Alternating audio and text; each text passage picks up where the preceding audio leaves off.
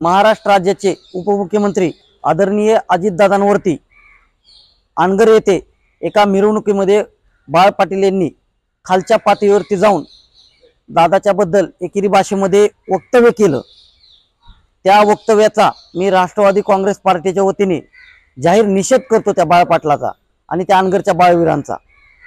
कारण बाळाने बाळबुद्धीचे दर्शन घेतल्यासारखं काम त्या बाळ पाटलांनी काल केलेलं आहे। आदरणीय दादांचं व्यक्तिमत्व राजकारणातलं अष्टपैलू म्हणून संपूर्ण महाराष्ट्राला आणि देशाला माहीत आहे।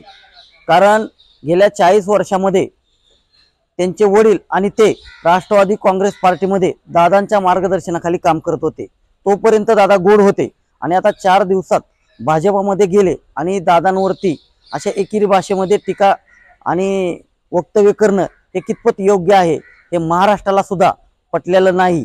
त्यामुळे राष्ट्रवादी काँग्रेस पार्टीचे कार्यकर्ते आपल्याला मोहोळमध्ये येऊन जशास तसं उत्तर द्यायला कटिबद्ध आहेत। आपण जे दादांच्या बद्दल वक्तव्य चुकीचं केलेलं आहे त्याची तात्काळ आदरणीय दादांची माफी मागावी, अन्यथा राष्ट्रवादी काँग्रेस पार्टीचे कार्यकर्ते गप्प बसणार नाहीत।